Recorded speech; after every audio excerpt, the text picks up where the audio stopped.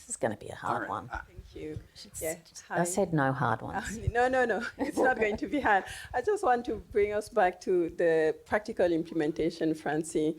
And so you mentioned the journey from off the shelf to, fully customized, which makes sense. But I just do wonder if you see some instances that deviate from that norm.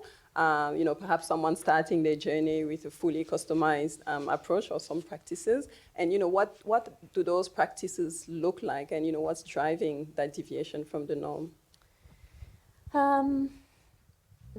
In some sense, the groups that will go straight to building their own have got a very developed relationship with a research or a consulting house.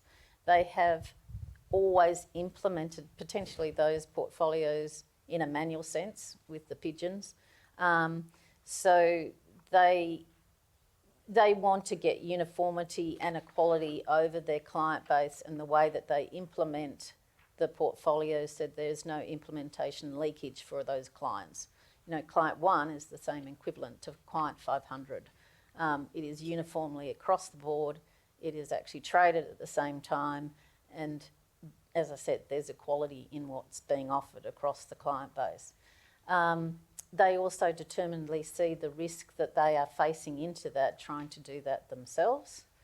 And I think one thing I should say is not only is the technology and the way these design portfolios are doing, but the sophistication now sitting behind the platforms in how they trade these managed accounts has rapidly, improved.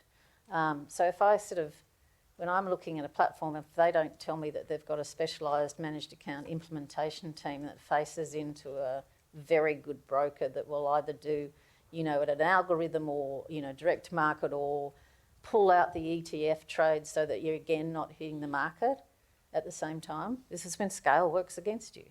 So if you haven't got a very good team sitting there behind you doing these kinds of trades, and the expectation from the fund managers is high now.